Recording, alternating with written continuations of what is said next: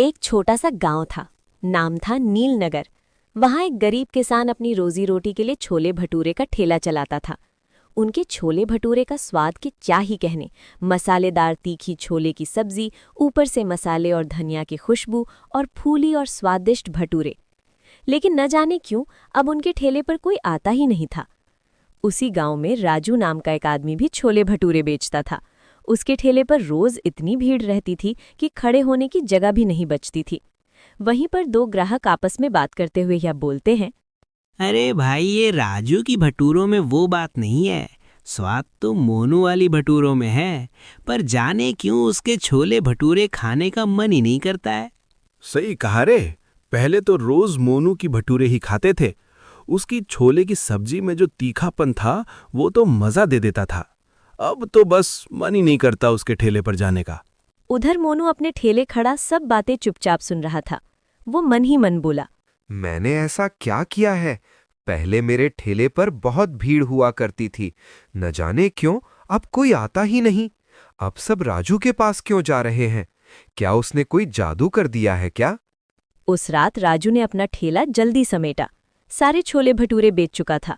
घर पहुंचते ही उसकी पत्नी नीरा बोली, जी, आज तो बहुत बिक्री हुई होगी। हाँ हाँ, हमेशा की तरह बहुत बिक्री हुई आज भी।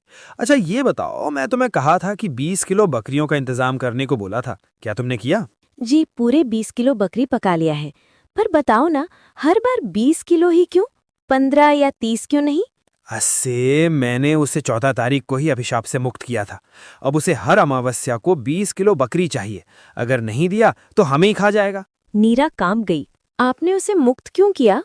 पगली, उसी की वजह से तो हमारी छोले भटूरे बिकती हैं, वरना हम भी मोनू की तरह बैठे रहे। चलो अब सो जाओ, कल सुबह उठकर जाना भी है, आज फिर भीड़ लगेगी। आखिर वो कौन है जो हर अमावस्या को 20 किलो बकरी मांगता है?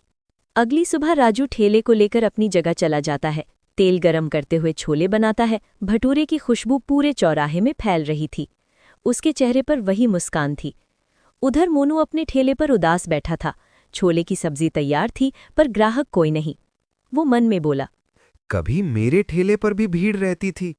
और ये बोलते ही उदास हो जाता है। लेकिन तभी वो मन में सोचता है, आखिर राजू के छोले भटूरे इतना चलते कैसे हैं?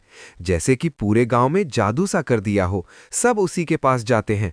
आज मुझे पता लगाना पड़ेगा। आज तो मैं पता लगाऊंगा आखिर मामला क्या है। देखते ही देखते शाम हो जाते हैं। हमेशा की तरह राजू के ठेले पर भीड़ थी और मोनू के ठेले पर कोई नहीं आ रहा था। रात का समय हो गया था। राजू अपने ठेले पर सब बर्तन साफ करके रखने लगा था। राजू ठेला लेकर अपने घर की ओर जा रहा था और पीछे पीछे मोनू छुपते छुपाते आ रहा था। राजू अपने घर पहुंच जाता है। 10 मिनट बाद अपने हाथ में 4 बड़े झोले तांगा आ रहा था। मोनू मन में सोचता है, अरे, ये 4 बड़े झोले, कुछ तो गड़बड़ है। और इतनी रात में जा कहाँ रहा है? राजू रास्ते में चलते हुए गुफा तक पहुंच जाता है और वो गुफा के अंदर चला जाता है। पीछे ही पीछे मोनू भी गुफा के अंदर चला जाता है। राजू 4 बड़े झोले नीचे रख के वहां से पीछे की ओर चला जाता है और वहीं पर मोनू छुपा हुआ देख रहा था।